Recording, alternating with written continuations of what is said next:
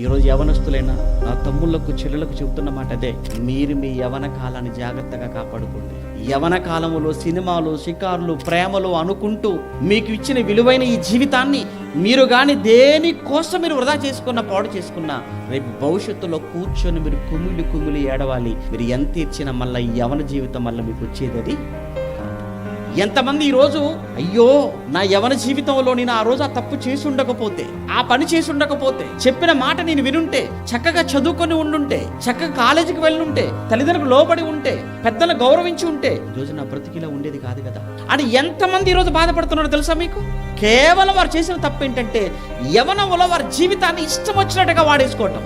మళ్ళా చెప్తున్నాను, మీరు క్రైస్తవులు, నిజంగా మీరు క్రైస్తవులు అవ్వడం అది మీ అదృష్టం. అది దేవుడు మీ పట్ల చూపించిన మహాకృప. అది ఎందుకంటే ఈ జ్ఞానం మీకు తప్ప ఎవరికి తెలుసు? ఈ మాటలు మీ దగ్గరకు వచ్చాయి చూసారా? మీరు వారం వింటున్నారు చూసారా? ఆ సంఘంలో ఇంత వాక్యాన్ని మన చేతిలో ఉంచుకొని కూడా, ఇంతమంది భక్తుల జీవితాలు మనం చదువుకుంటూ కూడా మీ జీవితాన్ని పాడు చేసుకుంటున్నారు అంటే మిమ్మల్ని ఎవరు బాగు చేస్తారు చెప్పండి?